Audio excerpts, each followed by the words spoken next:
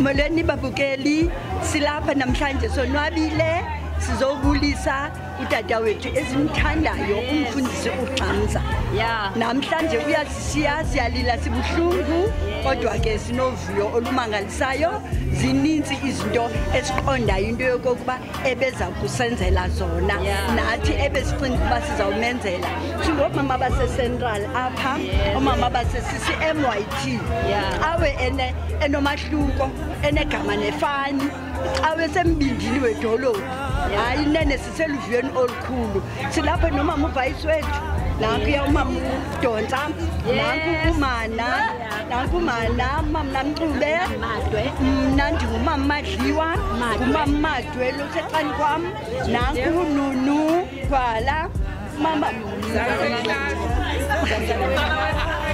Mtshali. Sonke silapha sonwabile nankuya noNomesuthu unosithongo womntu, sonke silapha sonwabile. Hayi nene kumnandi, siyavuya siyabonga inkosi kakhulu.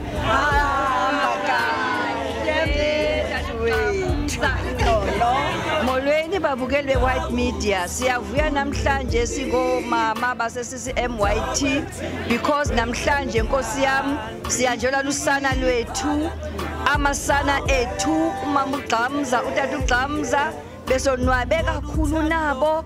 And nkosi yam, if we had known ukuthi mina njengale iyakufika, I don't think bethunana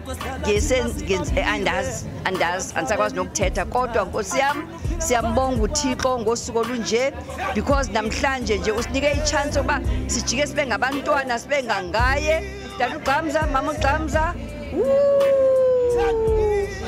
Bye.